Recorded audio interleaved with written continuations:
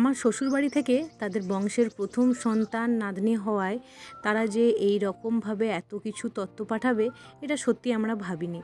তো এখানে সব কিছু সবজি বাবা এখানে ঢেলে রেখেছেন। এটা আমার ও বাড়ির বাবা সব কিছু হাট বাজার বাবা করেছিলেন। তো এই ডাঁটাগুলো মা আমাকে আলাদা করে ভালোবেসে পাঠিয়েছে, কারণ মা জানে আমি ডাঁটা খেতে কতটা ভালোবাসি।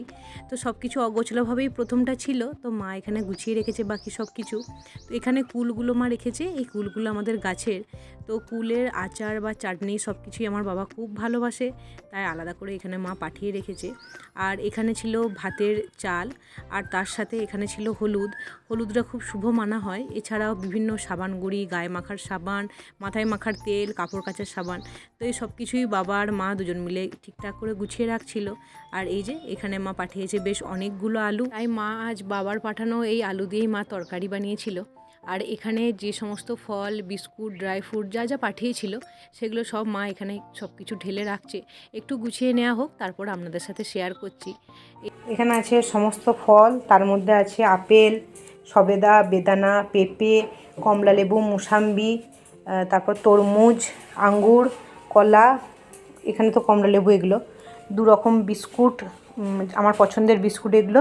তার সাথে এখানে আছে 1 কৌটো ড্রাই ফ্রুট, আর এখানে আছে আমন্ড বাদাম। আচ্ছা, আর এখানে মা পাঠিয়েছে ঘানির তেল মেয়েটার গায়ে মাখানোর জন্য, এটা বাড়ির তৈরি। আর এখানে এমনি সরষের তেল, এটা আমাদের রান্না বা এমনি মাখার জন্য ব্যবহার করা হবে। আর এই যে এখানে ঘি, আমাদের তো বাড়িতে গরুর দুধ হয় না, কিন্তু মা এগুলো সব কিনে ব্যবস্থা করে পাঠিয়েছে। মা এখানে সবজিগুলো সব গুছিয়ে রাখছে। এছাড়াও এখানে গায়ে মাখার সাবান, মাথায় তেল, এছাড়াও সাবানের গুঁড়ি, হলুদ পাঠিয়েছে, হলুদটা খুব শুভ বলে, ওই জন্য হলুদ পাঠাতে হয়। আর এটা ভাতের চাল, এই সমস্ত কিছু পাঠিয়েছে। বাড়ি থেকে কী কী মিষ্টি এনেছে সেগুলো একটু দেখবো। মানে এখানে প্রচুর মিষ্টি আছে, এখন মিষ্টিগুলো দেখিয়ে দাও তুমি ঘুরে। এখানে কাণ্ড দেখুন, আছে মোট 5 প্যাকেট ছানার জিলাপি আর 5 প্যাকেট রসগোল্লা, মানে মোট 100 পিস মিষ্টি আছে এখানে। এত মিষ্টি জানি না কে খাবে। তো এগুলো হলো আমার শ্বশুরবাড়ি থেকে আনা তত্ত্ব।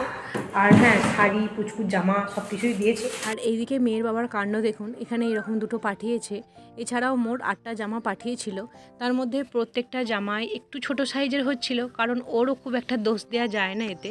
ও তো মাত্র 2 সপ্তাহের বাচ্চাকে দেখে গিয়েছিল তখন, কিন্তু এখন তো প্রায় মেয়ে 1.5 মাস বয়স হতে চললো। তো মেয়ে যে একটু বড় হয়েছে সেটাও বুঝতে পারেনি, তাই একদম জামাগুলো গায়ের মাপে মাপেই হবে। তো আমি বা বাড়ির প্রত্যেকেই বললাম যে জামাগুলো ফেরত পাঠিয়ে দেওয়ার জন্য, আর 1 সাইজ একটু বড় নেওয়ার জন্য, তাহলে বেশ কিছুদিন ও পরতে পারবে। তাই শুধু ওই লাল জামাটা রেখেছিলাম, এই জামাগুলো সেদিন ওদের সাথেই ফেরত পাঠিয়ে দিয়েছি। এখানে আমাকে এরকম 2টো শাড়ি পাঠিয়েছিল মা, তার সাথে ম্যাচিং করে সায়া আর ব্লাউজ। এছাড়াও দেখুন এখানে এই লাল শাড়িটা আর ওই সবুজ শাড়িটা পাঠিয়েছিল। আর এই শাড়িটার সাথে ইচ্ছা আছে একদিন ম্যাচিং করে আমি আর আমার মেয়ে দুজনে লাল টুকটুকে লাল পরি সাজবো। তো জানি না কতদূর কি হবে, কিন্তু ইচ্ছা তো আছে, ইচ্ছা করে বলুন মাঝে মাঝে একটু সাজগোজ করার দুজনে ম্যাচিং করে। এছাড়াও পাঠিয়েছিল আলতা সিঁদুর, ছিল আশীর্বাদের টাকা। তো যাই হোক, এই হলো আমার শ্বশুরবাড়ি থেকে পাঠানো তত্ত্ব। আপনাদের কেমন লাগলো অবশ্যই জানাবেন।